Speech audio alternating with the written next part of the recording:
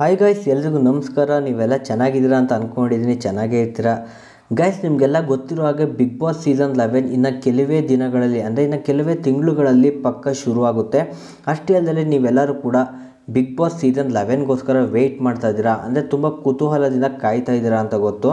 ಹೌದು ಗಾಯ್ಸ್, ನಾನು ಕೂಡ ನಿಮಗೋಸ್ಕರ, ಅಂದರೆ ನಿಮಗೆ ಅಪ್ಡೇಟ್ನ ಮಾಡೋಕ್ಕೋಸ್ಕರ ನಾನು ಕೂಡ ತುಂಬ ವೆಯ್ಟ್ ಮಾಡ್ತಾ ಇದ್ದೀನಿ ಬಿಗ್ ಬಾಸ್ ಸೀಸನ್ 11ಗೋಸ್ಕರ. ಸೊ ಈ ಒಂದು ಬಿಗ್ ಬಾಸ್ ಸೀಸನ್ 11ಗೆ ಯಾರೆಲ್ಲ ಬಿಗ್ ಬಾಸ್ ಮನೆಗೆ ಬರ್ಬೋದು ಮತ್ತು ಬಿಗ್ ಬಾಸ್ ಮನೆಯಲ್ಲಿ ಏನೆಲ್ಲ ಚೇಂಜಸ್ ಆಗ್ಬೋದು ಎಲ್ಲನೂ ಕೂಡ ನಾನು ಈ ವಿಡಿಯೋದಲ್ಲಿ ಪಿನ್ ಟು ಪಿನ್ ನಾನು ನಿಮಗೆ ಹೇಳ್ತೀನಿ ಮತ್ತು ತಿಳಿಸ್ಕೊಡ್ತೀನಿ. Okay guys, Bigg Boss season 10ಗೆ ಮೊದಲು ಬರೋದಾದರೆ, ಬಿಗ್ ಬಾಸ್ ಇತಿಹಾಸದಲ್ಲೇ ಅತಿ ಹೆಚ್ಚು TRPಯನ್ನು ಪಡೆದುಕೊಂಡಂತಹ ಒಂದು ಸೀಸನ್ ಅಂದರೆ ಅದು ಬಿಗ್ ಬಾಸ್ ಸೀಸನ್ 10 ಅಂತಲೇ ಹೇಳ್ಬೋದು. ಸೊ ಅದರಿಂದ ಈ ಸಲನೂ ಕೂಡ ಲಾಸ್ಟ್ ಸೀಸನ್ ಯಾವ ರೀತಿ ಸ್ವಲ್ಪ ಕಂಟೆಸ್ಟೆಂಟ್ನ ಅವರು ಆಯ್ಕೆ ಮಾಡಿದರು, ಅದೇ ಪ್ರೋಸೆಸ್ನೇ ಈ ಸಲನೂ ಕೂಡ ಆಯ್ಕೆ ಮಾಡ್ತಾರೆ. ಅಂದರೆ ಹೊರ್ಗಡೆ ಯಾರಿಗೆ ಆಗಲ್ಲ, ಅಂದರೆ ಸಂಗೀತ ಮತ್ತು ವಿನಯ್ಗೆ ಯಾವ ರೀತಿ ಜಗಳ ಇದ್ದಿದ್ದು ಈ ಬಿಗ್ ಬಾಸ್ ಟೀಮ್ಗೆ ಗೊತ್ತಿತ್ತಂತೆ.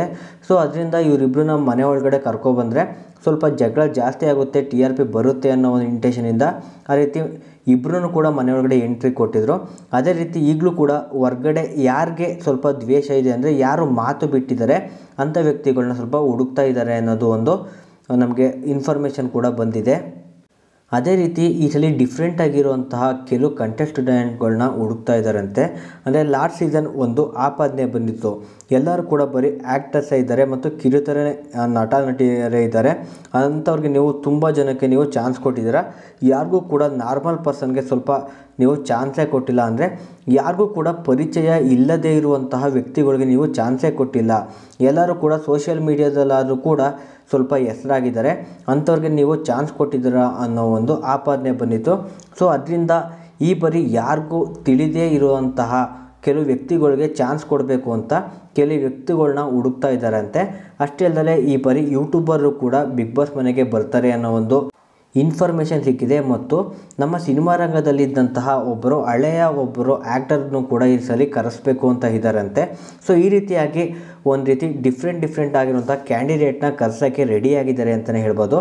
ನಂತರ ಈ ಬಾರಿ ಯಾರು ಬಿಗ್ ಬಾಸ್ಗೆ ಬರ್ತಾರೆ, ಅಂದರೆ ಯಾರನ್ನ ಕರೆಸೋಕ್ಕೆ ಇವರು ಮೇಯ್ನ್ಲಿ ಟಾರ್ಗೆಟ್ ಮಾಡ್ತಾ ಇದ್ದಾರೆ, ಯಾರು ಬರ್ಬೋದು ಅನ್ನೋ ಒಂದಿಷ್ಟು ನೇಮ್ಗಳಿದ್ದಾವೆ, ಅವ್ರನ್ನೂ ಕೂಡ ನಾನು ನಿಮಗೀಗ ತಿಳಿಸ್ಕೊಡ್ತೀನಿ. ಬನ್ನಿ ಗೈಸ್, ಯಾರೆಲ್ಲ ಬರ್ಬೋದು ಅಂತ ನೋಡ್ಕೊಂಬರೋಣ.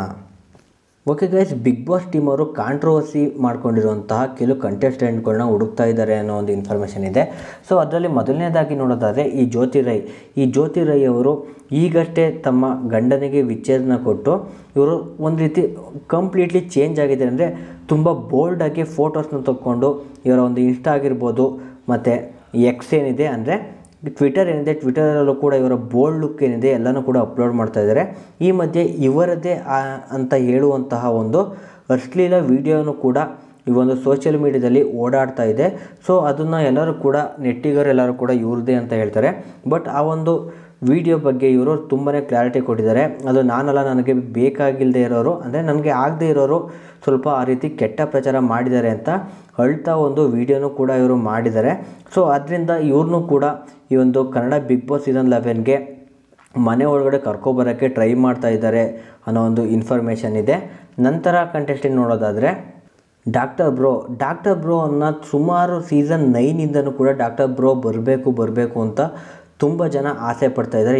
ಇಡೀ ಕರ್ನಾಟಕನೇ ಆಸೆ ಪಡ್ತಿದೆ ಅಂತಲೇ ಹೇಳ್ಬೋದು. ನನ್ನ ಪ್ರಕಾರ ಡಾಕ್ಟರ್ ಬ್ರೋ ಅವರು ಇನ್ನೂ 2-3 ಸೀಸನ್ ಬಿಗ್ ಬಾಸ್ಗೆ ಒಪ್ಕೊಳ್ಳೋದಿಲ್ಲ. ಅವರ ಒಂದು ಟಾರ್ಗೆಟ್ ಏನಿದೆ, ಅಂದರೆ ಇಡೀ ವರ್ಲ್ಡ್ನ ಎಕ್ಸ್ಪ್ಲೋರ್ ಮಾಡಬೇಕು ಅನ್ನೋ ಒಂದು ಅವರ ಹೇಮ್ ಏನಿದೆ ಅದನ್ನ ಕಂಪ್ಲೀಟ್ ಮಾಡಿಕೊಂಡು ಆಮೇಲೆ ಇವರು ಬಿಗ್ ಬಾಸ್ಗೆ ಬರ್ಬೋದು ಅಂತ ನಾನು ಅಂದ್ಕೊಂಡಿದ್ದೀನಿ. ಸೊ ಇವ್ರನ್ನೂ ಕೂಡ ಬಿಗ್ ಬಾಸ್ಗೆ ಬನ್ನಿ ಅಂತ ಅಪ್ರೋಚ್ ಮಾಡ್ತಾ ಇದ್ದಾರಂತೆ. ಬಟ್ ಡಾಕ್ಟರ್ ಬ್ರೋ ಅವರು ಔಟ್ ಆಫ್ ಕಂಟ್ರಿ ಇರೋದ್ರಿಂದ ಅವರು ಬರ್ತಾರೋ ಇಲ್ವೋ ಅನ್ನೋದು ನಮಗಂತೂ ಡೌಟ್ ಆಗಿದೆ. ಸೊ ನನಗಂತೂ ಡಾಕ್ಟರ್ ಬ್ರೋ 100% ಬರೋದಿಲ್ಲ ಅಂತ ಅನ್ನಿಸ್ತಾ ಇದೆ. ಬಟ್ ನಮಗೆ ಇನ್ಫಾರ್ಮೇಷನ್ಗಳು ಬಂದಿರೋ ಪ್ರಕಾರ ನಾವು ಹೇಳೋದಾದರೆ ಇವ್ರನ್ನೂ ಕೂಡ ಅಪ್ರೋಚ್ ಮಾಡಿದ್ದಾರೆ ಡಾಕ್ಟರ್ ಬ್ರೋನ ಅನ್ನೋದು ಒಂದು ಇನ್ಫಾರ್ಮೇಷನ್ ಇದೆ. ಇದಾದ ನಂತರ ನೋಡೋದಾದರೆ ಸಪ್ತಮಿ ಗೌಡ ಯಾರು ಅಂತ ನಿಮ್ಗೆ ಆಲ್ರೆಡಿ ಗೊತ್ತಾಗೇ ಇರುತ್ತೆ.